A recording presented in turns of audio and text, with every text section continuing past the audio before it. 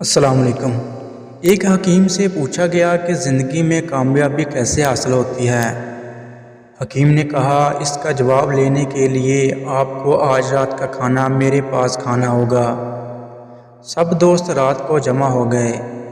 اس نے سوپ کا ایک بڑا برتن سب کے سامنے لا کر رکھ دیا، مگر سوپ پینے کے لیے سب کو ایک ایک میٹر لمبا چمچ دے دیا اور سب سے کہا کہ آپ سب کو اپنے اپنے لمبے چمچ سے سوپ پینا ہے۔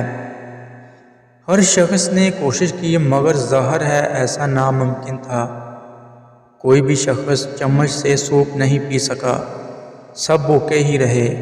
سب ناکام ہو گئے تو حکیم نے کہا، میری طرف دیکھو۔ اس نے ایک چمچ پکڑا، سوپ لیا اور چمچ اپنے سامنے والے شخص کے منہ سے لگا دیا۔ اب ہر شخص نے اپنا اپنا چمچ پکڑا اور دوسرے کو سوپ پلانے لگا۔ سب کے سب بہت خوش ہوئے۔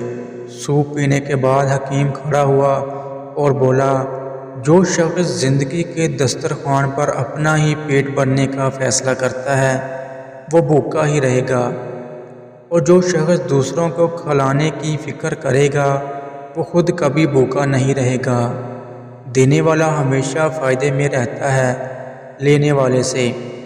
ہم سب کی کامیابی کا راستہ دوسروں کی کامیابی سے ہو کر ہی گزرتا ہے۔ اللہ حافظ۔